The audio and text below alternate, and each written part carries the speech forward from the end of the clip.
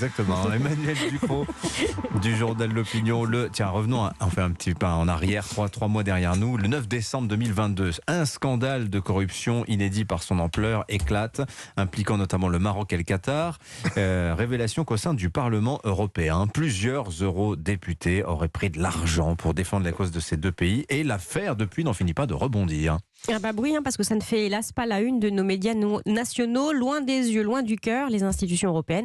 Et pourtant, il y a beaucoup à raconter. Alors justement, un petit retour en arrière.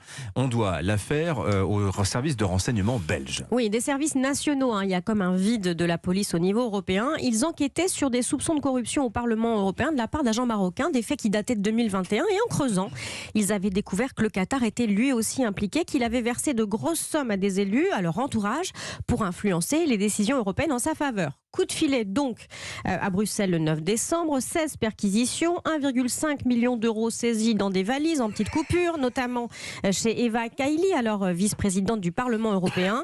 Et de révélation en révélation, il était apparu que cette députée grecque n'était en réalité qu'un morceau d'un vaste réseau.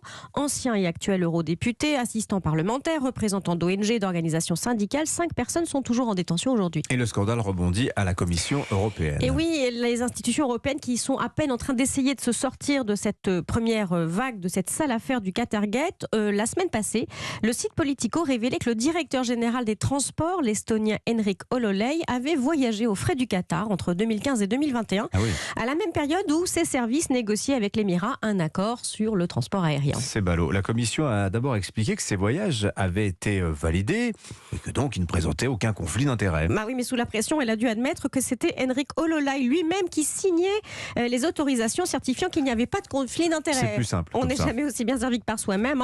Le Qatar a aussi payé ses séjours à l'hôtel. Alors depuis, la Commission est en pleine opération damage control, comme on dit. La médiatrice Émilie Aurélie passe les procédures au peigne fin. On n'est sans doute pas au bout de nos surprises. Alors, d'autant que l'affaire semble déborder au-delà des institutions européennes. Oui, ça, ce sont les derniers rebondissements de ce week-end. Réaction en chaîne. Samedi, le syndicaliste italien Luca Vincentini, qui était à la tête de la Confédération syndicale internationale, a démissionné. Il a été plutôt démissionné de son poste de secrétaire général. Lui est accusé, toujours dans la même affaire, d'avoir reçu de fortes sommes d'argent d'un ancien eurodéputé, Pier Antonio Panzeri. Alors celui-là, il est à la tête d'une ONG de lutte contre les violations des droits de l'homme qui s'appelle Fight Impunity, combattre l'impunité, ça ne s'invente pas. Et il avait arrosé le syndicaliste avec de l'argent qatari. Mais pourquoi, me direz-vous ? Eh bien, on avait pu remarquer le discours devenu incroyablement clément de la Confédération syndicale internationale sur la façon dont le Qatar traitait les travailleurs immigrés lors des chantiers de la Coupe du Monde. Tout s'explique rétrospectivement. Bon, ces révélations à rebondissement ont des effets dévastateurs, évidemment. Bien oui, à un moment où le sentiment anti-européen monte, où les cieux bruxellois semblent de plus en plus éloignés de la plèbe, ces affaires de valises de billets pourrissent la confiance défaillante des citoyens envers l'Union. D'autant que les institutions européennes qui sont empêtrées sous des couches de bureaucratie absconse n'arrivent pas à réagir. Elles croulent sous le poids des fonctionnaires qui ont créé des baronnies, sous la pression des lobbies, sous la pression des ONG de tous ordres. Elles ne parviennent pas à réagir.